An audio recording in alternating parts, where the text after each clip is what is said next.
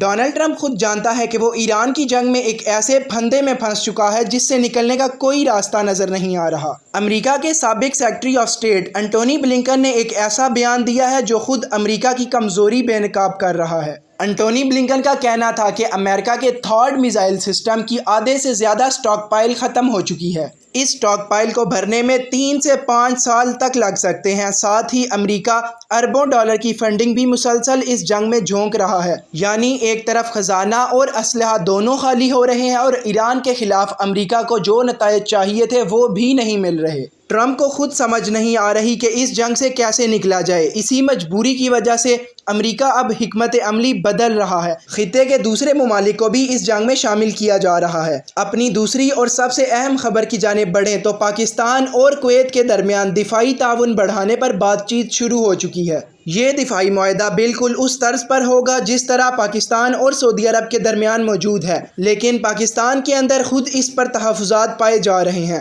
Kuwait اس سال ایران کے سب سے شدید حملوں کا نشانہ بن چکا ہے اور اگر پاکستان اس وقت کویت کے ساتھ باضابطہ دفاعی معاہدہ کر لیتا ہے تو یہ براہ راست ایران کے خلاف ایک قدم سمجھا جا سکتا ہے۔ یہی وجہ ہے کہ یہ معاہدہ ابھی صرف بات چیت تک محدود ہے، حتمی شکل یا ایگریمنٹ کی صورت میں نہیں آ سکا۔ پاکستان کی جانب سے کویت کو صاف طور پر کہا گیا ہے کہ وہ اس معاہدے پر دستخط اس جنگ کے بعد کرے گا۔ کل سے ویسٹرن میڈیا پر ایک خبر دکھائی جا رہی ہے کہ کویت اور بحرین کی جانب سے ایران پر حملے کیے گئے ہیں۔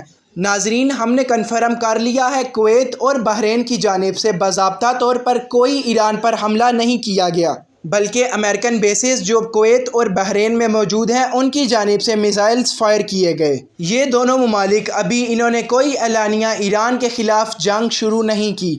تو ناظرین، یہ تھی تمام صورتحال۔ اس سلسلے میں جیسے ہی کوئی نئی خبر آئے گی ہم آپ تک پہنچائیں گے۔ تب تک کے لیے چینل کو سبسکرائب کریں اور ویڈیو کو لائک کریں۔